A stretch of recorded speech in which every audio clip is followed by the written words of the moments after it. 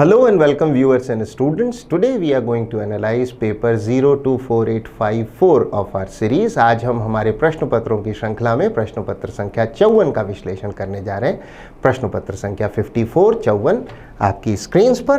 पहला सवाल question number 76, find out which part of the following sentence has an error in it. पता लगाइए निम्न में से किस खंड में वाक्य में एरर है।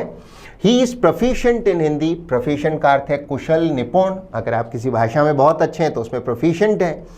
एंड कैन स्पीक इंग्लिश, और अंग्रेजी भी बोल सकता है, but he does not know to read and write English.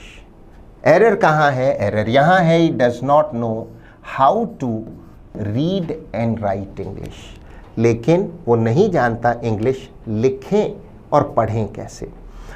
अगर आप कोई काम करना जानते हैं तो मत कहिए I know to do something, आप कहें I know how to do something. जैसे किसी को तैरना आता है, he knows how to swim.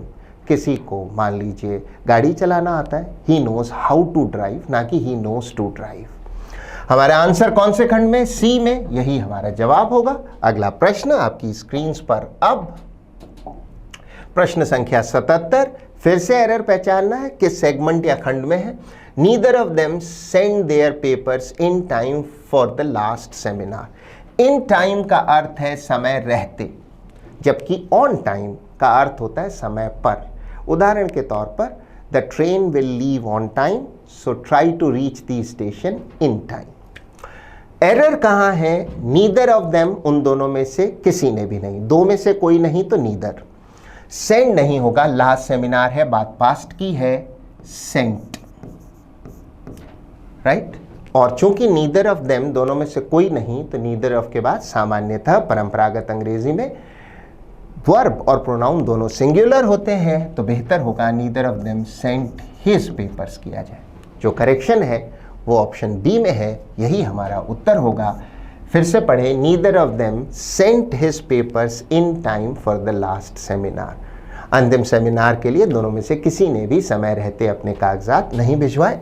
Answer B. अगला प्रश्न, प्रश्न संख्या 78 आपकी स्क्रीन्स पर। फिल इन द ब्लैंक का प्रश्न है। Although he was aware of the dash of his plans, he insisted on their implementation. Insist का अर्थ है बार बार आग्रह करना, किसी चीज के लिए निवेदन या मांग करना। वो अवेयर था, सजग था, डैश ऑफ हिज प्लान्स, फिर भी वह आग्रह कर रहा था, मांग कर रहा था कि उनको लागू कर दिया जाए, इम्प्लीमेंटेशन हो जाए। आंसर होगा he was aware of the futility. Futility का अर्थ है व्यर्थता, निरर्थकता। व्यर्थता या निरर्थकता का अर्थ है किसी चीज का काम का ना होना, अंग्रेजी में पॉइंटलेसनेस और यूजलेसनेस। वो अपने प्लान्स की निरर्थकता या व्यर्थता से वाकिफ था, फिर भी वह जिद कर रहा था कि उन्हें लागू किया जाए। अन्य ऑप्शंस अवश्य देखें। नेचर है प्रकृति, एग्जैक्टनेस है सटीकता, जब कोई चीज़ एग्जैक्ट है तो पूरी तरह से सही है, सटीक है, यूजफुलनेस है उपयोगिता। शब्द फ्यूटिलिटी या निरर्थकता अथवा व्यर्थता किससे बना है? शब्द फ्यूटाइल से। फ्यूटाइल का अर्थ है व्यर्थ, फिजूल, सो फ्यूटाइल की नाउन होगी फ्यूटिलिटी।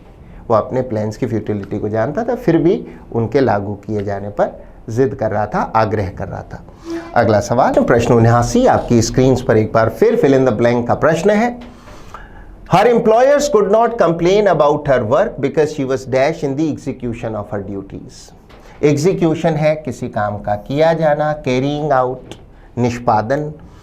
उसके नियोक्ता उसके काम का कोई दोष काम में नहीं निकाल सकते थे, शिकायत नहीं कर सकते थे, क्योंकि वो थी अपने काम के निष्पादन में डैश। She was असीड्यूअस। शब्द असीड्यूअस का अर्थ है हार्ड वर्किंग या परिश्रमी। वो परिश्रमी थी, इसलिए कोई शिकायत नहीं कर सकते थे उसके नियोक्ता या एम्प्लॉयर्स।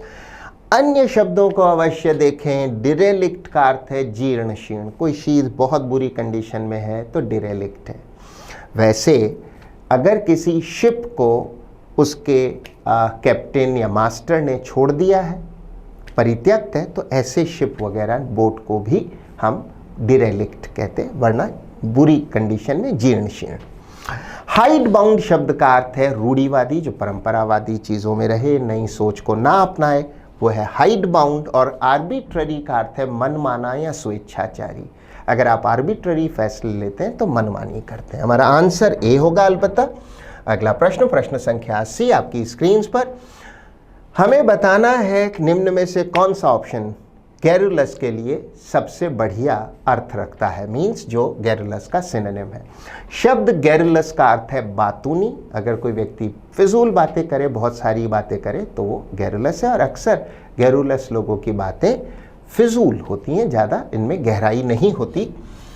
गैरुलस का एक सिनोनिम है लक्वेशियस। पर ध्यान देने लायक बात है, लक्वेशियस के लिए आवश्यक नहीं है कि वो ज़्यादा बातों के साथ फिजूल बातें भी करे, जबकि गैरुलस तब यूज़ करते जब ज़्यादा बातों के साथ फिजूल बातें भी की जा रही हों। बातूनी इसका हिंदी अर्थ है वाचाल, सिनोनिम होगा ब्लैबी। ब्लैबी का अर्थ भी वही है, बातूनी या वाचाल। अन्य शब्द अवश्य देखें। डम का अर्थ है गूंगा। शब्द डम में भी नहीं बोला जाता, डम है गूंगा।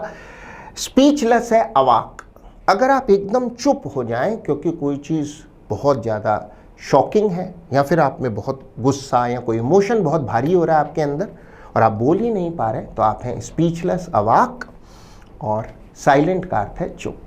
हमारा आंसर होगा ब्लैबी। अगला प्रश्न, प्रश्न संख्या 81 आपकी स्क्रीन पर। अब फॉर्चुइटस का अर्थ है वो चीज़ जो किस्मत से हुई हो। फॉर्चुइटस इवेंट वो घटना होगी जो भाग्य से हुई। हमारा आंसर होगा लकी। अन्य ऑप्शंस देखें। बैड आप जानते हैं। डिस्ट्रेसिंग का अर्थ है जो चीज़ आपको तनाव में डाल दे, चिंता में डाल दे या परेशान कर दे। डिस्ट्रेसिंग खबर होगी जिससे आप आंदोलित, उद्वेलित या परेशान हो जाए। अबोमिनेबल का अर्थ है घिनौना, भद्दा, डिस्गस्टिंग, बहुत ही घृणित। डिस्गस्टिंग इसके लिए अच्छा सिनोनिम है अंग्रेजी का। हमारा आंसर लकी होगा। अगला प्रश्न, प्रश्न संख्या 82 आपकी स्क्रीन पर। एलिविएट का अर्थ है दर्द या पीड़ा कम करना, और हमारा निर्देश है हमें इसका ऑपोजिट पता लगाना है।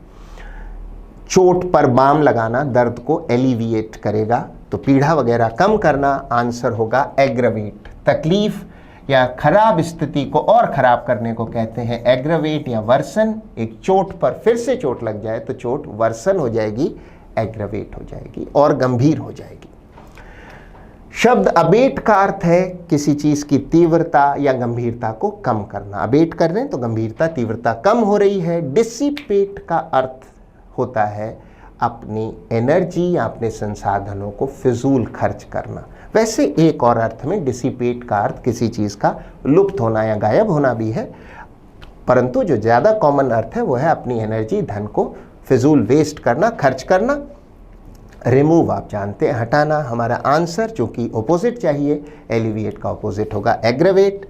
अगला प्रश्न, प्रश्न संख्या 83 आपकी स्क्रीन पर। अब फिर से हमें ऑपोजिट पता लगाना है प्रश्न शब्द का। प्रश्न शब्द है डिस्टिंक्टनेस। डिस्टिंक्टनेस का अर्थ है किसी चीज़ के अलग होने की quality, the quality of being different. अगर कोई चीज़ में डिस्टिंक्टनेस है तो वो चीज़ स्पष्टतया दूसरी से अलग है, क्योंकि डिस्टिंक्ट स्पष्ट है। डिस्टिंक्टनेस है किसी चीज़ की अलग होने की या डिफरेंट होने की स्थिति।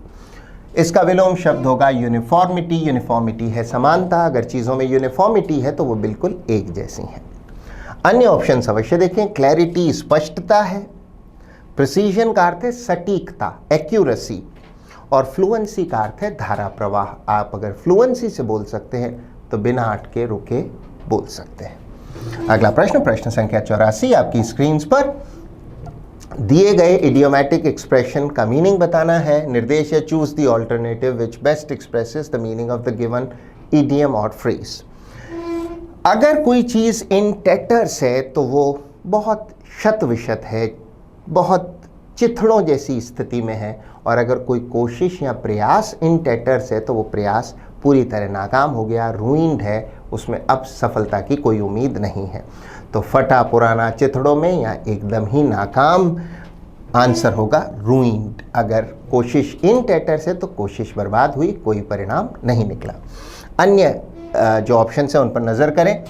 प्रिजन का अर्थ है कैद, तो इन प्रिजन है जेल में या कैद में। मॉर्गेज शब्द का अर्थ है गिरवी, तो कोई चीज़ अगर मॉर्गेज है, अंडर मॉर्गेज है तो गिरवी रखी हुई है। अचल संपत्ति को गिरवी रखना मॉर्गेज कहलाता है, अर्थात घर, मकान, ज़मीन को। यद्यपि कोई चल संपत्ति हो जैसे कि शेयर सर्टिफिकेट्स हों, सोने चांदी के आभूषण हो, उन्हें गिरवी रखना प्लेज कहलाता है। आखिरी ऑप्शन अंडर कंफ्यूजन, कंफ्यूजन का अर्थ आप जानते हैं, उलझन। हमारा आंसर होगा रूइंड। अगला प्रश्न, प्रश्न संख्या 85, फिर से हमें दिए हुए इडियोमैटिक एक्सप्रेशन या इडियम अथवा फ्रेज का मीनिंग बताना है। कम अ क्रॉपर, अगर आप कम अ क्रॉपर करते हैं तो आप नाकाम हो जाते हैं, राइट। किसी ने बहुत महत्वाकांक्षा से कोई काम शुरू किया और फिर नाकाम हो गया तो हम कहेंगे ही केम अ क्रॉपर। आंसर होगा टू फेल। अन्य ऑप्शन अवश्य देखें। सरप्राइज आप जानते हैं, आश्चर्य, और ऑप्शन डी में अनएक्सपेक्टेड का अर्थ है कोई चीज़ जो उम्मीद से अलग हो, जिसकी अपेक्षा ना की गई हो, वो अनएक्सपेक्टेड है। हमारा आंसर बी होगा। अगला प्रश्न, प्रश्न संख्या 86 आपकी स्क्रीन पर। अब हमें करेक्टली स्पेल्ड शब्द पहचानना है, वो शब्द जिसकी स्पेलिंग सही हो, वो ऑप्शन हमारा आंसर होगा। शब्द है कैमोफ्लाज और इसकी सही स्पेलिंग है पहली। शब्द कैमोफ्लाज का अर्थ है छलावरण, अर्थात एक ऐसा कवर जिससे कोई आदमी धोखा खा जाए, गच्चा खा जाए। गिरगिट की त्वचा में एक कुदरती एबिलिटी होती है कि वह अपने बैकग्राउंड के मुताबिक, अपनी पृष्ठभूमि के हिसाब से अपनी त्वचा का रंग बदल सकता है, जिससे उसे शिकार में आसानी हो या फिर वो स्वयं शिकार होने से बच सके, जैसी भी स्थिति हो। तो कैमोफ्लाज होगा तो छलावरण होगा, ऐसा आवरण होगा जिससे आप छिप सकें, आसानी से दिख ना सकें। फौजी यूनिफॉर्म का रंग या फिर फौजी यूनिफॉर्म और फौजियों के हेलमेट्स में झाड़ियाँ, टहनियाँ लगा देना किस लिए होता है? उन्हें कैमोफ्लाज देने के लिए, ताकि वो युद्ध भूमि में शत्रु को आसानी से ना दिखें। कैमोफ्लाज। अगला सवाल, फिर से करेक्टली स्पेल्ड वर्ड पहचानना है। दिए गए शब्द की सही स्पेलिंग, पहला ऑप्शन दे रहा है एक्सेसिबल का अर्थ है पहुंच के भीतर, राइट। जैसे नेट एक्सेसिबल है या इंटरनेट एक्सेसिबल है मोबाइल फ़ोन पर, लैपटॉप पर और डेस्कटॉप या कंप्यूटर पर। अगला प्रश्न, प्रश्न संख्या 88 आपकी स्क्रीन पर। वन वर्ड सब्स्टिट्यूशन का प्रश्न। बिकमिंग ओल्ड फैशन का अर्थ है जो चीज़ पुरानी हो रही हो, प्रचलन से बाहर जा रही हो। आंसर है ऑब्सोलेसेंट। अगर कोई तकनीक ऑब्सोलेसेंट है तो अब उसका समय गया, वो पुरानी होती जा रही है। शब्द ऑब्सलीट का अर्थ होता है ओल्ड फैशन्ड। सो जो चीज़ ऑब्सलीट हो रही हो, पुरानी होती जा रही हो, अप्रचलित हो रही हो, उसे कहते हैं ऑब्सोलेसेंट। अन्य ऑप्शंस पर अवश्य ध्यान दें। एडोलेसेंट का अर्थ होता है किशोर। रेटिसेंट का अर्थ है अल्पभाषी या कम बोलने वाला। आप इसलिए कम बोलते हैं कि कोई राज न खोल दे, किसी को कुछ बुरा लगे, ऐसी बात न कहते, इस कारण आप कम बोलते हैं। तो इस तरह आप अगर अल्पभाषी हैं तो आप रेटिसेंट हैं। ट्रांसलूसेंट का अर्थ है आंशिक रूप से पारदर्शी। अगर पारदर्शी चीज़ ऐसी हो कि उसके दूसरी ओर रोशनी तो चली जाए पर ठीक से देखा न जा सके, तो उसे कहेंगे ट्रांसलूसेंट। अगर ट्रांसपेरेंट पारदर्शी है तो ट्रांसलूसेंट का अर्थ है अर्ध पारदर्शी या आंशिक रूप से पारदर्शी। अगला प्रश्न, प्रश्न संख्या 89 आपकी स्क्रीन पर। फिर से वन वर्ड सब्स्टिट्यूशन का प्रश्न है। अ टैंक वेयर फिश और वाटर प्लांट्स आर केप्ट। वो टैंक जिसमें मछलियां या जलीय पौधे रखे जाते हैं। जवाब है एक्वेरियम। एक्वेरियम वह पात्र है जिसमें मछलियां या जलीय पौधे रखे जाते हैं। अन्य ऑप्शन अवश्य देखें। शब्द एवियरी का अर्थ है एक बड़ा पिंजरा अथवा एक बड़ा इनक्लोजर जिसमें पक्षी रखे जाते हों। नर्सरी का अर्थ है पौधशाला, जहां पौधे उगाए जाते हैं और फिर उन्हें बेचा जाता है। सैनिटोरियम का अर्थ है आरोग्य आश्रम, अर्थात एक ऐसा हॉस्पिटल जहां लोग रिकवर होने के लिए जाते हैं, सैनिटोरियम। अगला प्रश्न, प्रश्न संख्या 90 आपकी स्क्रीन पर। अब choose the option that can be use to replace the underlined segment. रेखांकित खंड को रिप्लेस करने के लिए सही ऑप्शन हमें चुनना है। My visits to my family are a few and far between. कोई चीज़ अगर फ्यू एंड फार बिटवीन है तो बहुत कम होती है, स्केयर्स है, इनफ्रीक्वेंट है, अर्थात वो आए दिन नहीं होती, बहुत कम होती है। सही इडियम या इडियोमैटिक एक्सप्रेशन है फ्यू एंड फार बिटवीन, ना कि a few and far between. हमारा आंसर कौन सा ऑप्शन होगा? दूसरा, my visits to my family are few and far between, जो वाक्य का लेखक है वो कहना चाहता है कि अब वो अपने परिवार से मिलने काफ़ी कम जाता है।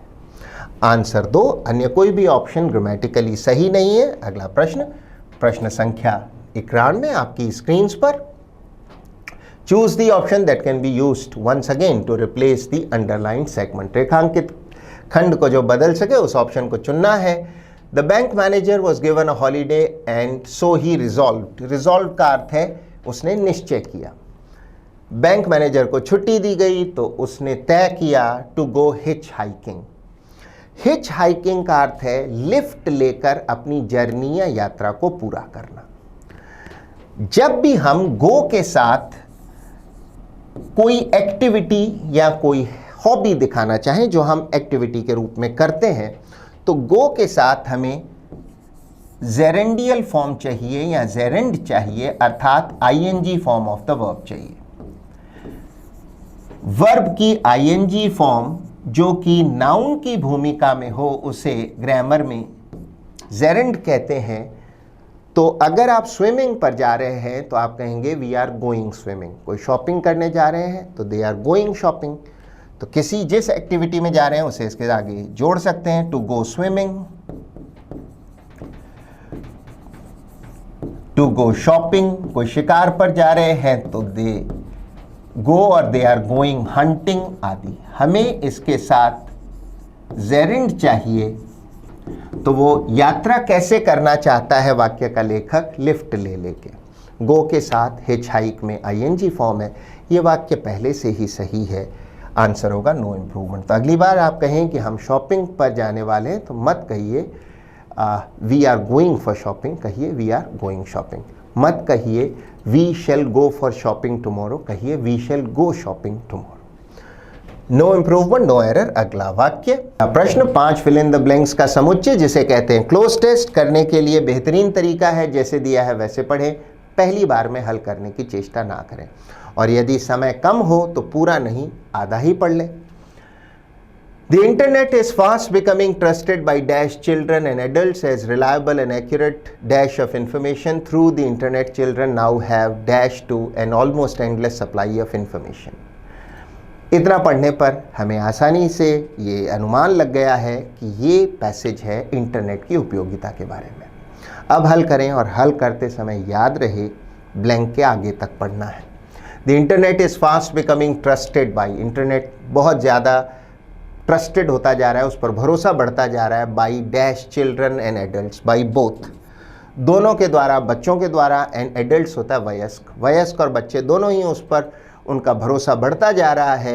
अन्य ऑप्शंस देखें, ऑफन होता है अक्सर, नीदर दो में से कोई नहीं, नॉट ओनली आप जानते हैं न केवल, as reliable and accurate dash of information, क्या होगा? एज रिलायबल विश्वसनीय तथा एक्यूरेट है सटीक, सोर्स ऑफ इंफॉर्मेशन, सोर्स है स्रोत, इंटरनेट एक विश्वसनीय और सटीक स्रोत बनता जा रहा है सूचना का। अन्य ऑप्शन आप जानते हैं, डिपॉजिट है जमा कराना या किसी चीज़ जो जमा होती है वो चीज़ डिपॉजिट है। कलेक्शन का अर्थ है किसी चीज़ का ढेर, एकत्रित मात्रा या संग्रह। पीस आप जानते हैं भाग या टुकड़ा। आगे बढ़े, थ्रू द इंटरनेट, इंटरनेट के माध्यम से, थ्रू का अर्थ है के माध्यम से, children now have dash to an almost endless supply of information. Children now have access, access का अर्थ है पहुंच। इसी प्रश्न पत्र में कुछ सवाल पहले हमें स्पेलिंग एरर का प्रश्न था, उसमें एक शब्द था एक्सेसिबल, एक्सेसिबल है पहुंच के भीतर, सो एक्सेस है पहुंच। चिल्ड्रन नाउ हैव एक्सेस, बच्चों की अब पहुंच है, to an almost endless supply of information, एक लगभग, एंडलेस मीन्स जिसकी कोई सीमा नहीं है, जो कभी ना खत्म हो, अनंत स्रोत है सूचना का। अन्य ऑप्शन अवश्य देखें। गैदरिंग का अर्थ है एक तो इकट्ठा करना, और लोग जो एक जगह जमा है उन्हें भी गैदरिंग कहा जाता है। ईजीनेस का अर्थ आसानी है, और एबिलिटी आप सभी जानते हैं योग्यता। आगे बढ़ते हैं। Endless supply of information and an opportunity, opportunity है मौका, and an opportunity for dash with people, an opportunity for interaction, आप लोगों से बातचीत करें, संपर्क करें। इस अपॉर्चुनिटी या मौके को भी आप प्राप्त करते हैं इंटरनेट से। अन्य ऑप्शन अवश्य देखें। कंसल्टेशन का अर्थ है परामर्श, डिलिबरेशन का अर्थ है किसी चीज पर किया जाने वाला विचार अथवा कंसल्टेशन, आप विचार करें या लोगों से परामर्श लें, इसे कहेंगे डिलिबरेशन। और इंटीमेशन का अर्थ है किसी को दी गई सूचना या खबर, तो सूचना इंटीमेशन है, इंटरेक्शन है किसी से किया गया बातचीत। तो इंटरनेट आपको endless supply of information and an opportunity और opportunity for interaction with people from around the world. From around the world means पूरे विश्व भर से। हाउएवर का अर्थ है यद्यपि। यद्यपि however there can be real risks and dangers, लेकिन हालांकि हम कहें कि सचमुच खतरे और जोखिम हो सकते हैं for an dash child, for an unsupervised child. अगर बच्चे पर ध्यान ना दिया जाए, इंटरनेट का उसको असीमित एक्सेस दे दिया जाए तो फिर खतरे भी हैं। अन्य ऑप्शंस देखें। अनडेवलप्ड है अविकसित, अनऑथोराइज्ड का अर्थ है जिसे अनुमति प्राप्त नहीं है, तो बिना अनुमति के। और अनपैरेलल्ड का अर्थ है जो अद्वितीय है या अनूठा है या जिसके समकक्ष कोई नहीं है। आंसर होगा अनसुपरवाइज तरीके से अगर बच्चों को एक्सेस दे दें, there can be real risks and dangers for an unsupervised child. आगे बढ़ते हैं, अगला प्रश्न, प्रश्न संख्या 97 आपकी स्क्रीन्स पर। हमें एक ऐसा पैराग्राफ दिया गया है जिसके सेगमेंट्स या खंडों को जंबल अप कर दिया गया है, ऊपर नीचे लिख दिया गया है, उन्हें सही क्रम में जमाना है। करने की विधि पहले पढ़ें और फिर हल करें। It is because nowadays people have no time for recreation. शब्द रेक्रिएशन का अर्थ है मनोरंजन। इसी शब्द को रिक्रिएशन भी कहा जा सकता है, पर अगर उसका अर्थ पुनर्निर्माण हो, जब इसका अर्थ एंटरटेनमेंट, अम्यूजमेंट या मनोरंजन के अर्थ में होता है तो इसे कहते हैं, यहाँ इसका प्रोनाउंसिएशन होता है रेक्रिएशन।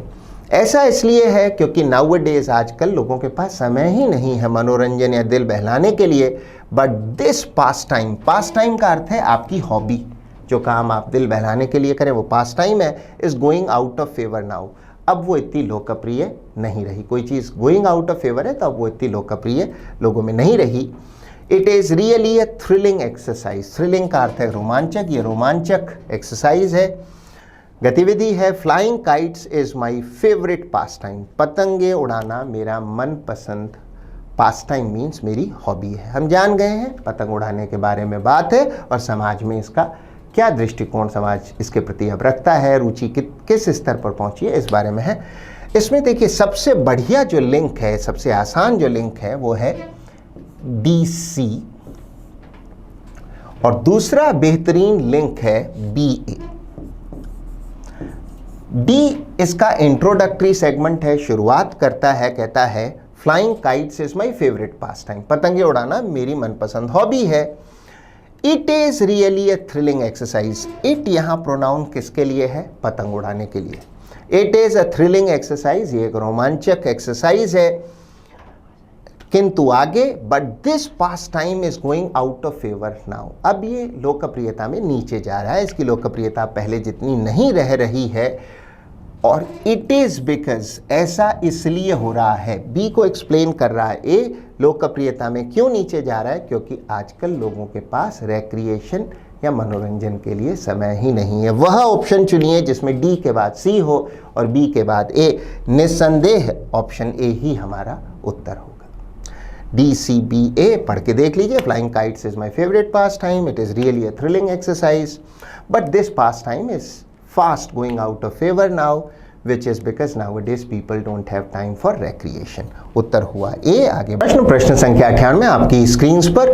फिर से प्रश्न है जम्बल्ड अप पैराग्राफ का। इसके खंडों को, इसके सेगमेंट्स को सही क्रम में जमाना है, जैसे दिया है वैसे पढ़ें। If we drove 10 kilometers along the road that branched off to the right, we would reach Berhampur. Branch of का अर्थ है शाखा की तरह निकलना। जब मुख्य रोड से, मुख्य सड़क से कोई अन्य रास्ता निकलता तो उसे ब्रांचिंग ऑफ कहते हैं। अगर हम दाहिनी ओर ब्रांच ऑफ होने वाली, निकलने वाली सड़क पर जाते और 10 किलोमीटर जाते तो हम कहाँ पहुँचते? Berhampur. Aditya and I were returning from the site of our new factory. Site का अर्थ है स्थली या जगह। आदित्य और मैं हमारी नई फैक्ट्री की स्थली यानी जहां फैक्ट्री बन रही थी हमारी, वहां से लौट रहे थे। We had reached a point where the road bifurcated. Bifurcate का अर्थ है दो हिस्सों में बट जाना। यहाँ बहुत अच्छा लिंक है, सी के बाद ए आना चाहिए क्योंकि रोड बाइफरकेट हो रही है। बाइफरकेट होने के बाद ही तो हम बायां अथवा दायां रास्ता ले पाते। We were driving along national highway 40 और हम नेशनल हाईवे 40 पर चल रहे थे। यहाँ सबसे अच्छा लिंक कौन सा है? देखिए इसमें एक बेहतरीन लिंक है बी डी और दूसरा उससे भी आसान सी ए। पहले बी, आदित्य और मैं लौट रहे थे हमारी फैक्ट्री की नई स्थली पर जहां फैक्ट्री बन रही थी। फिर डी, हम नेशनल हाईवे 40 पर गाड़ी चला रहे थे, जा रहे थे। उसके बाद हम एक ऐसे बिंदु पर पहुंचे जहां रोड या सड़क दो प्रशाखाओं में बट रही थी, दो हिस्सों में बट रही थी। और सी के बाद तो ए होगा ही, क्योंकि अगर हम दाहिनी सड़क लेकर 10 किलोमीटर आगे जाते तो हम कहाँ पहुँच जाते? बहरामपुर। बी के बाद में डी और सी के बाद में ए। ऐसा कौन सा ऑप्शन है? सिर्फ तीसरा। एक बार इस क्रम में पढ़ के देख लो। Aditya and I were returning from the site of our new factory. We were driving along national highway 40। हम नेशनल हाईवे 40 पर चला रहे थे गाड़ी को। सी है, हम ऐसे एक बिंदु पर पहुंच गए जहां सड़क दो भागों में बट रही थी। यदि हम दाहिनी सड़क ले लेते और 10 किलोमीटर दूर जाते तो हम पहुंच जाते बहरामपुर। राइट, हमारा आंसर हुआ सी तीसरा प्रश्न। प्रश्न संख्या 99 आपकी स्क्रीन पर। वॉइस बदलना है इस प्रश्न में। वाक्य है he likes people to call him sir. He likes वाक्य सिंपल प्रेजेंट टेंस का है और एक्टिव में दिया है, तो हमारा निर्देश हुआ अब इसे पैसिव में बदले। उसे अच्छा लगता है लोग उसे सर कह के पुकारे। He likes people to call him sir passive होगा he likes to be called sir. He likes to be called कितने ऑप्शंस में है? देखिए सी और डी सिरे से गलत हो गए। हमारा आंसर होना चाहिए A, he likes to be called, क्योंकि बी में कॉल फर्स्ट फॉर्म है और पैसिव में हमेशा ही वर्ब की थर्ड फॉर्म होनी चाहिए। लाइक्स टू बी कॉल्ड, उससे अच्छा लगता है, उसे क्या पुकारा जाए? Sir by people. हम जानते हैं ऐसे डूअर्स जिनकी ज़रूरत ना हो या जो अपने संदर्भ में स्पष्टतः समझे जा रहे हों उन्हें ड्रॉप भी किया जा सकता है। तो अगर वाक्य में by people, by the department, by the postman जैसे डूअर या एजेंट हो, उन्हें छोड़ भी सकते हैं। तो आंसर यहाँ तक भी पर्याप्त है, he likes to be called sir. By people ना लिखें तो भी आंसर सही होगा। ऑप्शन ए हमारा आंसर है। आगे बढ़ते हैं। अंक संख्या 100 प्रश्न पत्र का अंतिम प्रश्न। Select the option which best expresses the same sentence in direct indirect form. एक वाक्य दिया है जिसको हमें डायरेक्ट है तो इनडायरेक्ट में और इनडायरेक्ट फॉर्म में दिया है तो डायरेक्ट स्पीच में बदलना है। वाक्य नीचे लिखा है डायरेक्ट स्पीच का है, इन्वर्टेड कॉमास है। Quote, you are one of Pinkerton's men I presume, unquote he said. तुम पिंकरटन के आदमियों में से एक हो, मैं ऐसा प्रिज्यूम करता हूं। प्रिज्यूम करने का अर्थ है मानना। उसने कहा। जब आप इस तरह के सवाल करें तो सबसे पहले रिपोर्टिंग वर्ब देखें। Said reporting verb past tense में है। He said that he presumed, वो मानता था, क्योंकि रिपोर्टिंग वर्ब पास्ट टेंस में है। प्रेजेंट टेंस किस में बदलना चाहिए? पास्ट में। He said he presumed that I was one of Pinkerton's man, या फिर he said he presumed me to be one of Pinkerton's man. कौन सा ऑप्शन सही है? ऑप्शन सही है तीसरा। He said that he presumed me to be one of Pinkerton's man. उसने कहा कि मैं मानता हूं तुम पिंकरटन के आदमियों में से एक हो। अन्य ऑप्शंस देखें। He said that he presumed I one of, he said he presumed I one of गलत है। He presumed me to be one of. अन्य ऑप्शंस देखें। Option B, he said that he had presumed, he had presumed नहीं, he presumed. Simple present past में बदलना चाहिए। He presumed that I am नहीं, I was होता तो ये भी सही हो सकता था। He said that he presumed that I was one of Pinkerton's men. चौथा option he said that he presumes पूरी तरह से गलत है। बी ठीक हो सकता था, किंतु इसमें दो अशुद्धियां हैं। हमारा उत्तर होगा तीसरा, he said that he presumed me to be one of Pinkerton's men, right? So ये था आपका विश्लेषण पेपर 54 का। I hope you learn something from it. अच्छे रिजल्ट्स के लिए इसे फिर देखें, रिवाइज करें और इसमें आई वोकैबुलरी को लिखें, याद करें, अपने वाक्यों में प्रयोग करें। Keep learning, keep trying. Thank you and bye bye.